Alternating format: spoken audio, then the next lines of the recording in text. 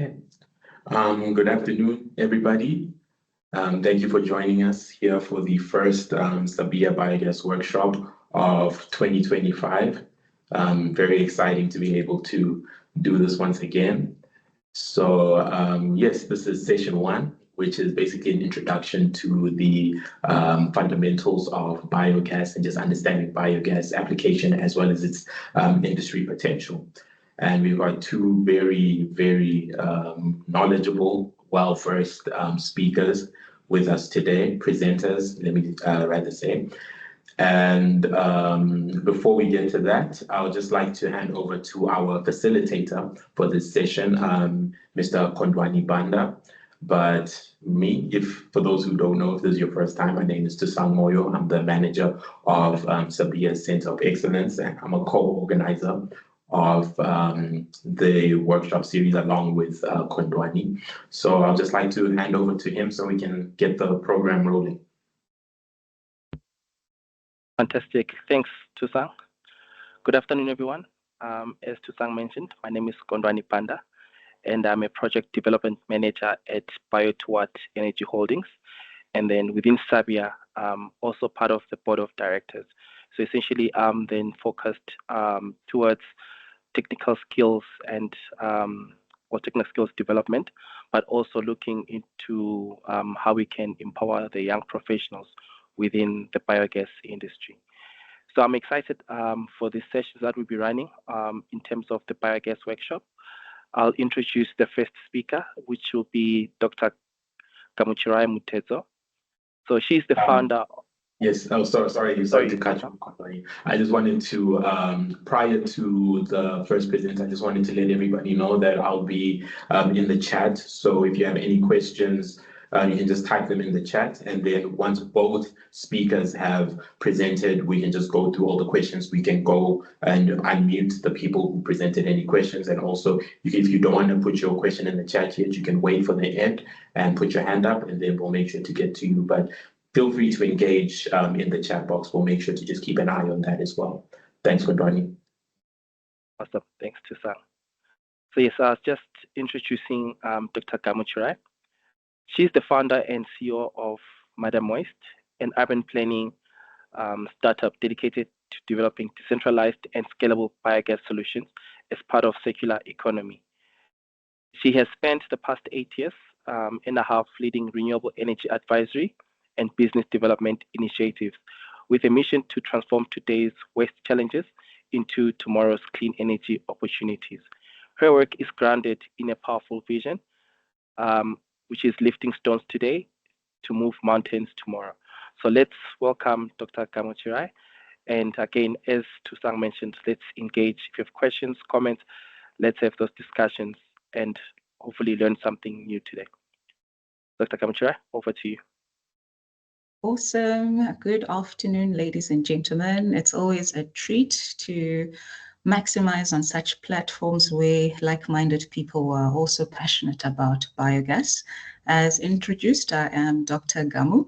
That's the short version, and I certainly look forward to sharing with you some experiences, insights, as well as nuggets that hopefully can continue to strengthen our industry, as well as just inspire more young people to become advocates for biogas, whether it's small scale or large scale. So to show you how serious I am about this business, I've decided to wear my digested colored jersey, coming through 100% saying, hey, this is us. We are within this biogas system. All right, I will share my screen and I'll just ask for a hoo-ha once it is visible. Yes, we can see it. Great. So I have a slightly different approach to today's session. As much as we're going to talk about the fundamentals, I would like those fundamentals to leave one or two people inspired, to leave some decision makers also inspired to make better and greater decisions that can certainly see our industry just strengthening, as mentioned earlier. So I'm looking at the opportunities to valorize particularly urban waste in our African cities, and most importantly, just using a case of a demonstration to show what can be possible. So what we've done may not be 100% correct, but let someone see it and be inspired to do something similar, if not something greater. Okay, as the young people would have on social media, there's always that how it started and how it is going. So I'll take that approach as well, so that one can appreciate how these fundamentals of biogas has led one to exploring it from an entrepreneurial perspective, as well as continued exploration from a research perspective, which is, funny enough, how it started with the research component. So my background is in urban planning. It's somewhere along the lines, I tripped and I fell in love with organic waste. And like I said, this is just evidence of the love of organic waste. That fascination of converting material into some sort of energy, I mean, mind-boggling. And again, from an urban planning perspective, why is this thing not exciting? Why is it not out there? Why is it not trending? And that's how the journey started. What made it even more interesting from a layman's perspective at that stage was reading constantly how Africa's got so much waste and we just don't know what to do with it. It gets tiring at some point. We also want to read some good stories of these are the activities that are taking place. But given that one did not have an engineering background, it meant putting on that academic hat and being intentional to go out there and learn more, which is then fast forward to this. So at master's level, I then specialized in waste to energy, specifically from an energy poverty development. And that's where the principles and fundamentals of biogas started being introduced. One got to appreciate that it's not just anaerobic digestion that plays a critical role. There are other conversion and diversion activities that can be considered in our African cities. So if on one end you've got planners as well as waste management practitioners saying we physically don't have space for landfills, it is then part of my duty to ensure that I take the challenge and try my best to convert it into something. So this drove me to WITS, where I completed the doctorate, now getting into it. So this was in the Department of Chemical Engineering. And sitting there, it meant becoming an engineer and being introduced to the technical side of how are these waste to energy systems designed?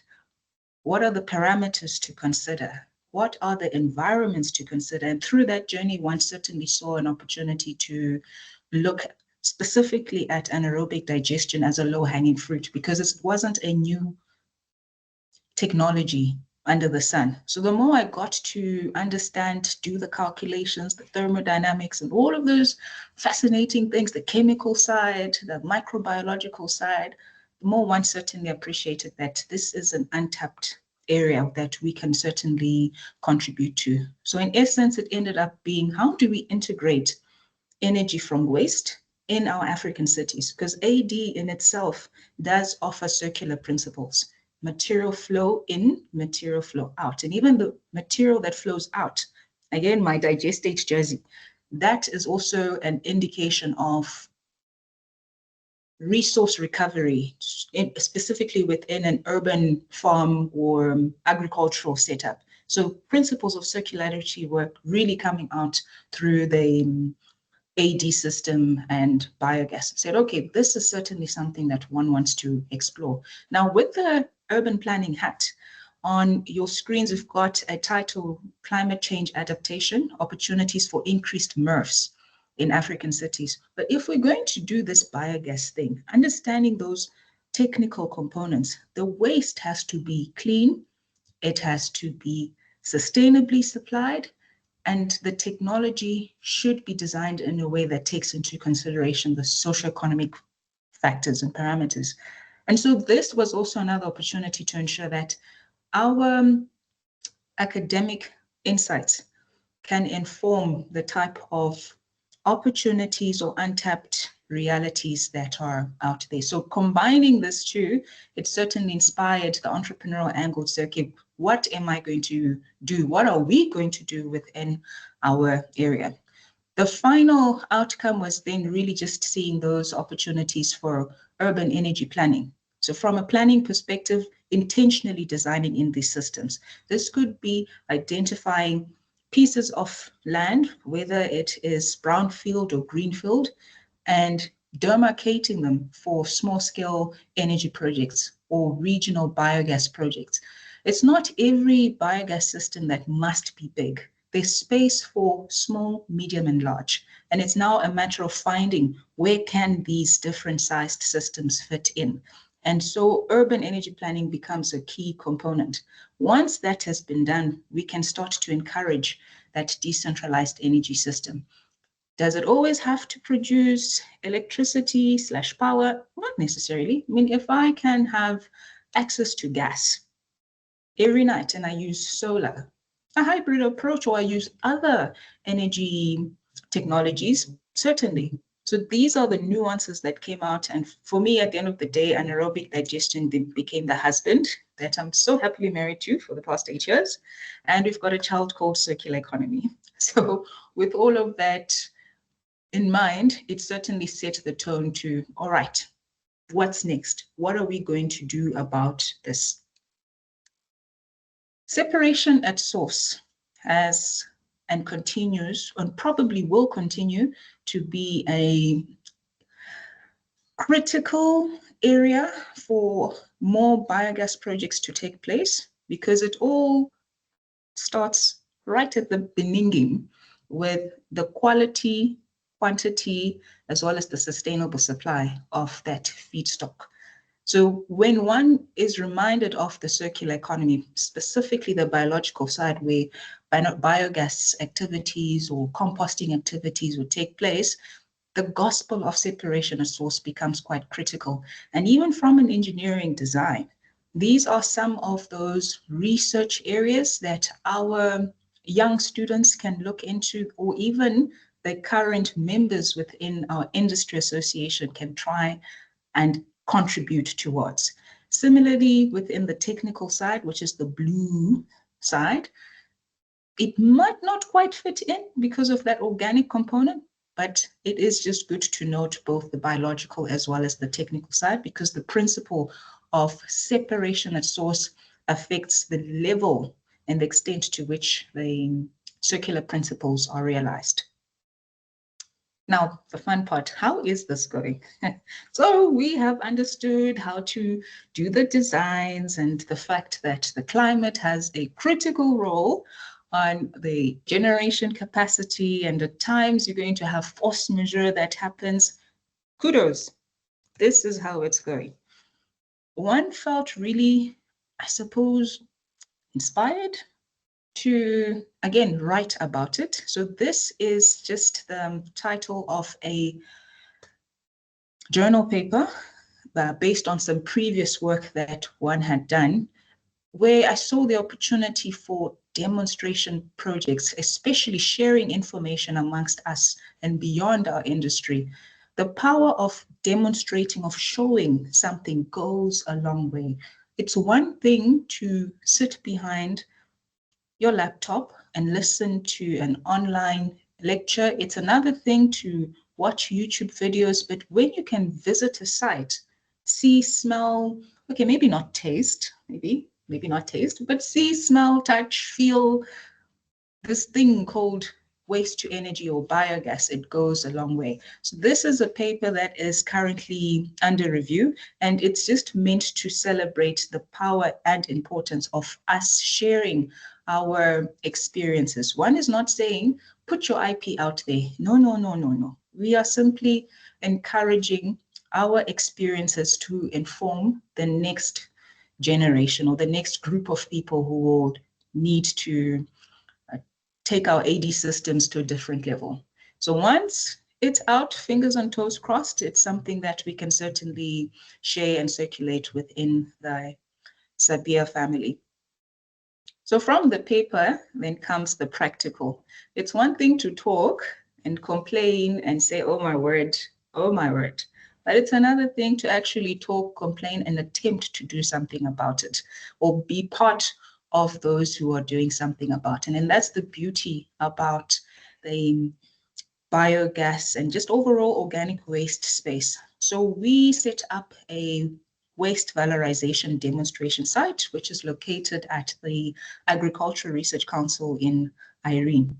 The findings are all a culmination of academia.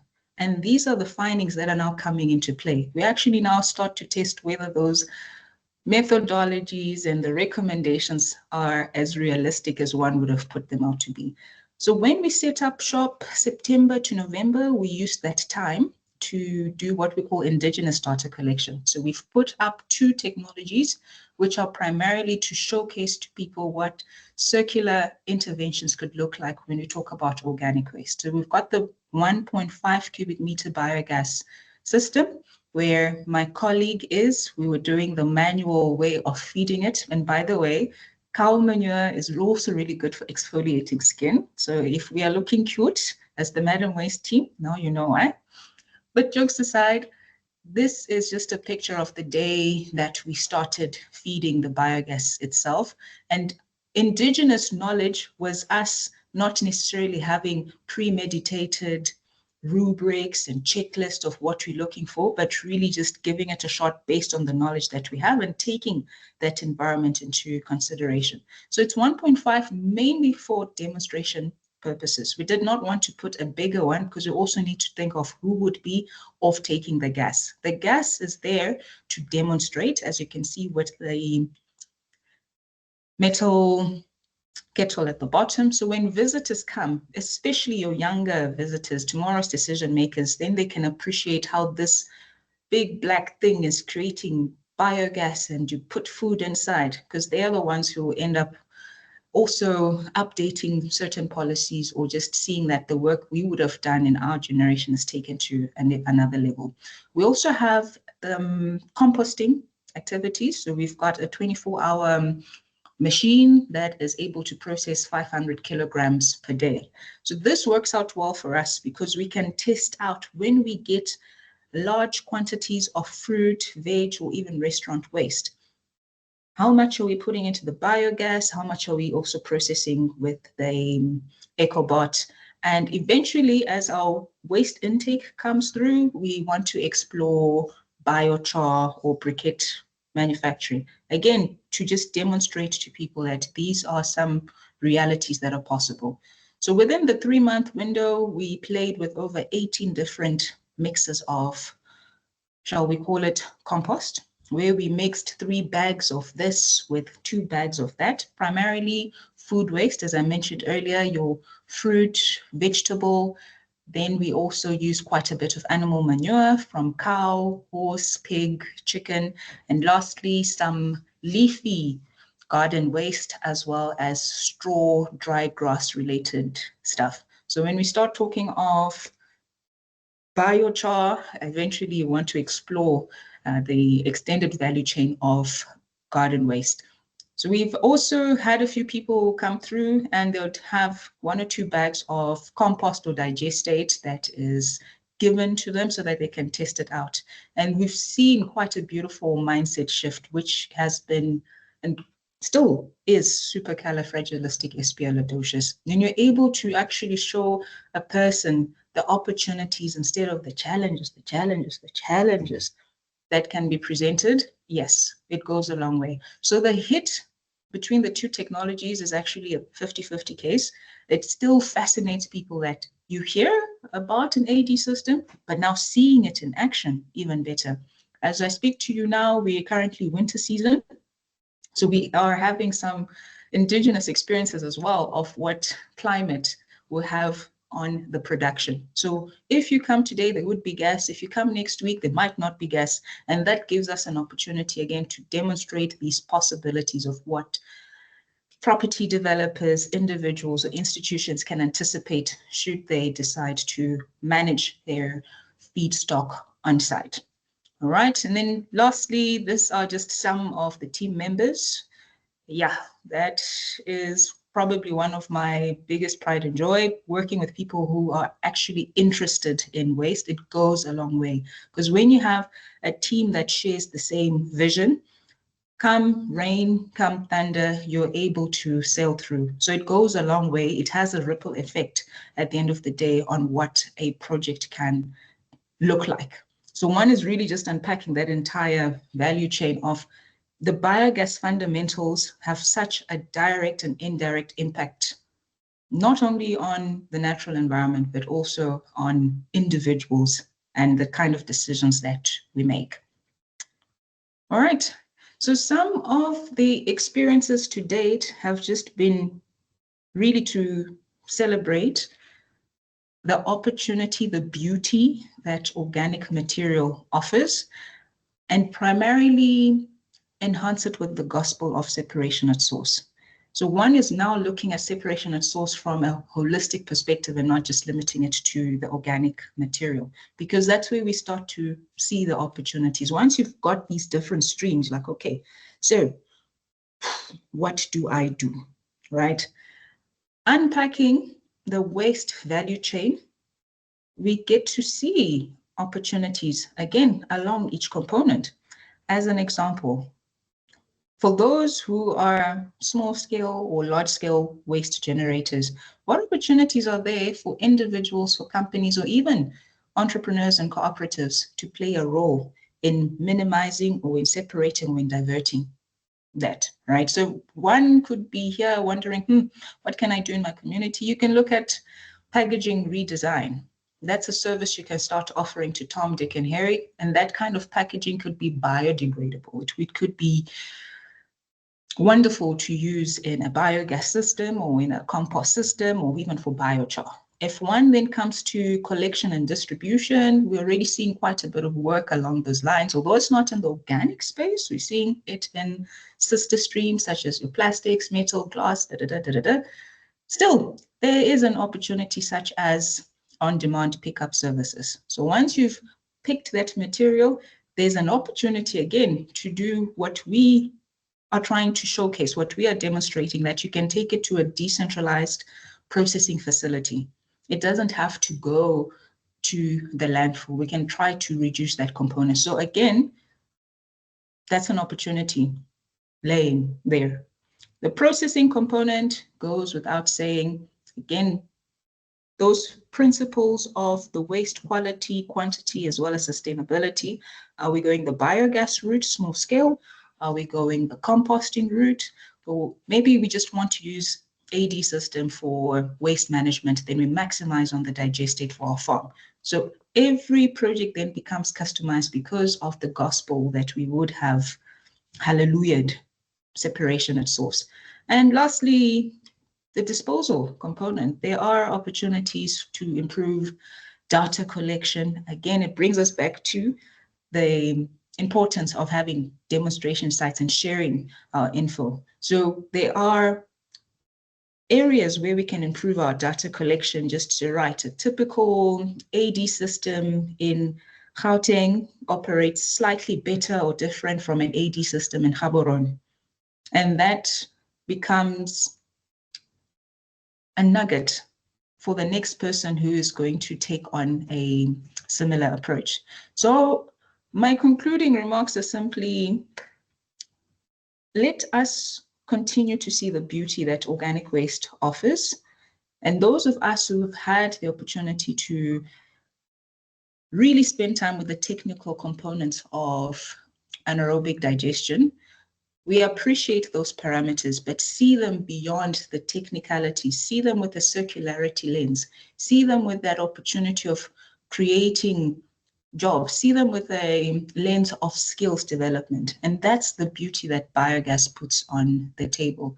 So if one is a decision maker trying to figure out where do we take our €2 billion fund, this is one of the areas. As indicated in the previous slide, these are just some of the areas rather where we can continue showing the beauty of anaerobic digestion. So I'll park there and say thank you for your ears. As you can see the pictures on your screen, yes, it has to start with us. We have to make that conscious decision to do something about ensuring energy access, about decentralizing the access, and importantly, ensuring the knowledge is shared, it inspires, and all those wonderful things. All right. Thank you for your ears and looking forward to the insights, the questions, and everything in between. Thank you, Dr. Gamu. So as Tusang mentioned, please do put in the questions into the chat box or the Q&A, and then towards the end, we'll then allow for all participants to engage and pose your questions to our presenters. So now we'll move into the next presentation, and that's by Thabo Ngomezulu. He is a founder and CEO of Gas, a company focused on converting organic waste into clean biogas and organic fertilizer to support low-income and rural communities in South Africa. He grew up in a rural village in Mpumalanga, which gives him first-hand insight into the challenges these areas face. Initially pursuing a career in music with a diploma in music performance, Thabo shifted his focus during COVID lockdown, researching small-scale farming and biogas technology. This inspired him to found Gas in 2022, aiming to revolutionize energy access and sustainable agriculture in rural South Africa. He is also an entrepreneur, crop farmer, committed to the community empowerment and environmental sustainability. Let's welcome Thabo to the podium. Thank you so much, Kondwani. Can everyone see my screen? Yes, we can. Yes, we can see it. Okay, wait, let me share.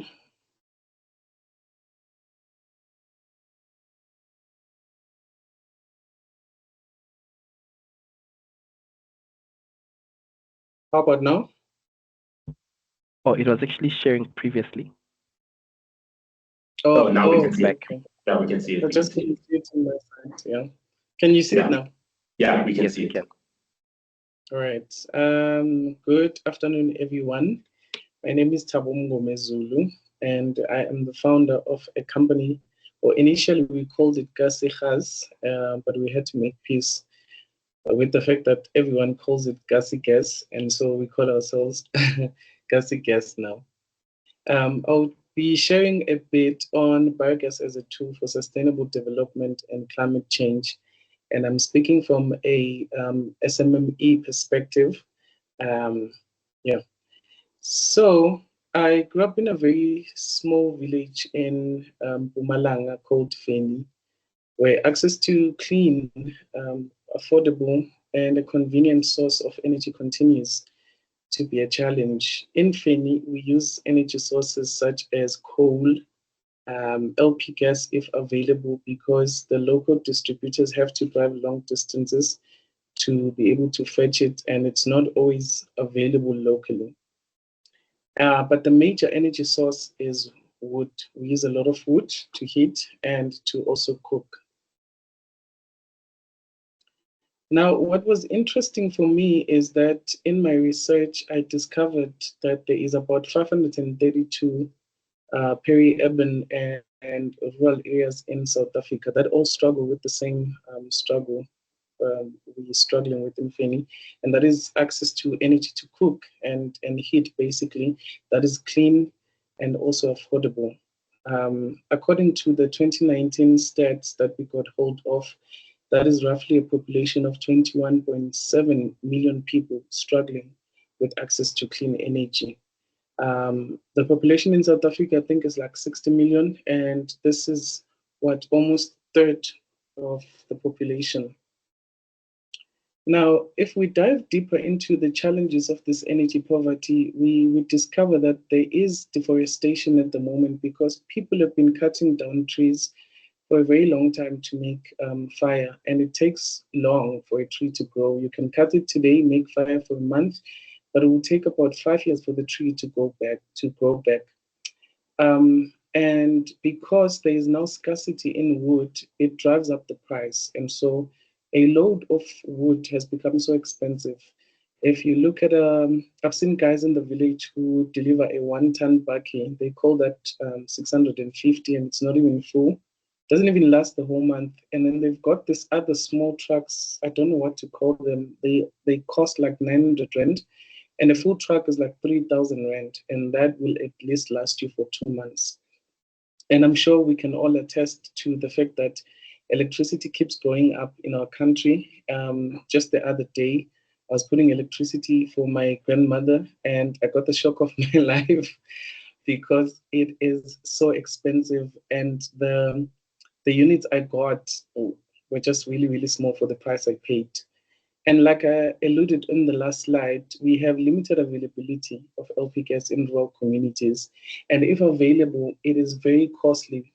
So when I stayed in Joburg, I think I used to buy a 9 kilo for 270 Rand. And out here, we pay close to 360 for a 9 kilo because, like I said, the distributors have to fetch it from far, and they have to put their markup and also money for transport. We also had load shedding, a term that's also common with us South Africans. It is said that in 2023, we had 326 days of load shedding, and that resulted into a massive economic decline in South Africa. We lost about 1.6 trillion rands. That is, if translated to jobs, it's about 860,000 job losses. And this is not good because in the areas where I work, we have a lot of young people and we have a lot of women that need jobs. And unfortunately, there was a lot of jobs lost. And this is close to my heart because, like I explained, in rural areas, there isn't a lot of economic activity that happens. And so most households are women-headed or child-headed, and we've got a lot of youth. And our country is struggling to provide jobs for these individuals. Aside from all the challenges I've mentioned, we also have a challenge in South Africa of organic waste. Did you know that 40% of our waste generated is actually organic? To put that into perspective, that is about 10.3 million tons of organic waste that ends up in landfills. But in rural communities and peri-urban areas, sometimes we do not have waste management services. And so the local community resorts into open air dumping. And this is not good for the environment. It's not good for our health as well, because as it decomposes, it emits greenhouse gases. Our country also lacks innovative ways to process organic waste. We do have composting companies, and as of recent, I learned that there are black soldier flies initiatives where they convert organic waste into feed for livestock. And another challenge which is really close to my heart is in rural communities, we have small-scale farmers and we have subsistence farmers. And having been a subsistence farmer myself with my grandmother, I can attest to the fact that a lot of us have been monocropping. So we only plant a few crops where I'm in Feni. During September, a lot of people will plant maize, they'll plant beans, they'll plant pumpkins, and they've been doing so for so many years. And when winter starts, people start putting cabbage on the ground and also mustard spinach. And because they've been monocropping and some have been using a lot of this synthetic fertilizers, it has resulted into degraded soil. And unfortunately, local communities aren't educated about soil health or microbes in the soil and things like that. And that in turn has resulted into low crop yield, which directly threatens food security in rural South Africa and is a huge challenge. I mean, we have to source for certain produce from far, and that drives up also the price. And it becomes a problem because affordability is a challenge, and we also have no or less economic activity in areas like this because companies don't want to build, their factories in places like this. And so then that means people don't have jobs and they cannot afford meals. Now, out of all the challenges that I've mentioned, I want you to pause and think about a solution that would best suit rural communities and think about what biogas could mean for these places. When I found out about biogas, I thought to myself, well, here's an answer that will be able to help a lot of these communities. And so that's why we started a small-scale biogas plant. Basically, we are still in Feni at the moment. We collect waste from local restaurants. We also collect from local schools because schools have got feeding schemes here and households. And then we shred the waste and then we feed what we call a biodigester. For those of you who do not know, Dr. Gamu spoke about an anaerobic digestion, which means in the absence of oxygen, you've got bacteria in the system that break down the food waste, and then you then get biogas. Some call it methane. And the nice thing about this production is that we have a byproduct, which is a nutrient-rich organic fertilizer. So nothing goes to waste. The advantages of this organic fertilizer is, from testing it, is the fact that it does rehabilitate dead soil and it gives better crop yields. The first picture that you see of me was of a farmer who bought seedlings that went good, and we were on site trying to save them, and he's been monocropping on that ground. And surprisingly, the fertilizer was able to save about 70% of his crops, regardless of the fact that they sold him seedlings that weren't of good quality. And I myself, as a farmer, because I'm really passionate about growing crops, I had to test it for myself. And I found out that we planted late, but we also harvested earlier. And the taste of the pumpkins that I had planted, the maize, the beans, and the cabbage was much more nicer, if I had to say so myself. And the advantages of the biogas is the fact that it burns cleaner. I don't know if you've seen, when you use an LP gas stove next to a wall, over time it becomes dirty and your pots underneath also become dirty. But with biogas, we've found that it burns cleaner, the walls do not become dirty, so you don't have to repaint a lot of times, and your pots remain clean underneath. And if you look at biogas compared to LP gas, it is much more affordable and also safer, as it is not as combust as LP gas. Now, why biogas? For me, I think it is a tool to stimulate economic activity in rural communities because, for one, it teaches people that waste is a resource and that you can use to generate an income. Secondly, it provides clean and affordable energy, especially to small businesses such as your water shops, such as there are women that wake up every morning to make fat cakes to sell in schools and, bread rolls and things like that. But then we also have got these farmers who are struggling to get, sustainable farming inputs. And so providing the byproduct, which is the biofertilizer, to them at an affordable price means then they continue farming. There are a lot of households that have stopped subsistence crop farming. And so we sell this fertilizer to them to basically help them to produce more food for themselves, but also the surplus that is left, they can then sell to also generate income. And biogas also reduces carbon emissions and pollution generally in rural communities. So the lessons we've learned with our first project is that you need community involvement. Where we are, we've got tribal authorities, and so we quickly learned that they hold a lot of influence in the local areas, and so your entry to market is through them. And biogas is capital intensive, unfortunately, and you need a lot of funding, and you have to look outside of South Africa because a lot of organizations in South Africa do not fund from ideation stage. We also came across that struggle. We had good proposals and we wrote good research, but we couldn't find funding locally. We had to look for funding outside to be able to prototype. And while we were doing that, we were surprised to see that there are a lot of organizations globally that want to fund initiatives like biogas. But then after you've prototyped, it's much more easier to get access to funding locally. Although biogas isn't really much funded, there's a lot of focus on solar because people keep saying that biogas is not a ground-breaking solution.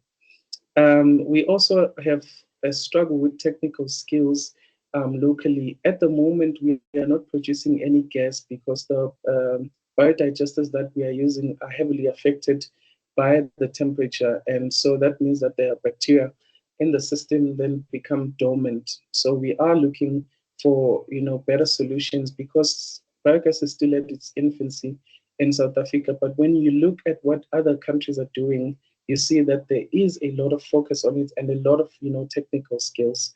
And generally, communities just lack awareness of the different kinds of energies that one can use. And you would have to raise awareness if you want to penetrate these communities, because they have to understand why it is different and why they should also play a part in helping you realize this biogas dream.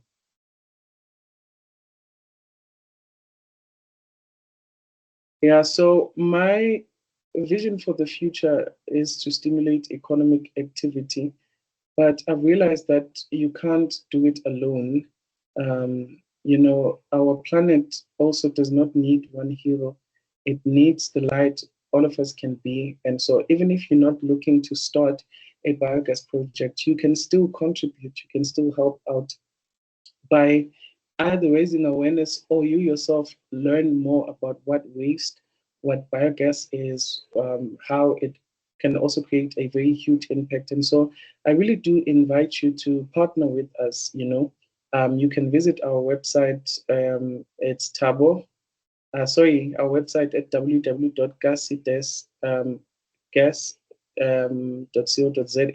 But you can then also contact us or email us. We really do like to work with communities and people, and we really do need your help in raising awareness so that there is a lot of focus on biogas, because there is a lot of potential to create jobs, not only in just doing the biogas, but also manufacturing biogas compatible appliances such as your stoves, your gas composites, etc., etc. But also it can really help foster food security in South Africa, because a lot of farmers are struggling with farming inputs. And if we can make the fertilizer accessible to them at a cheaper price, that means they don't have to spend a lot of money in the farming inputs, but then there'll be more food produced. Thank you so much. And I would really love to hear your questions and inputs on this.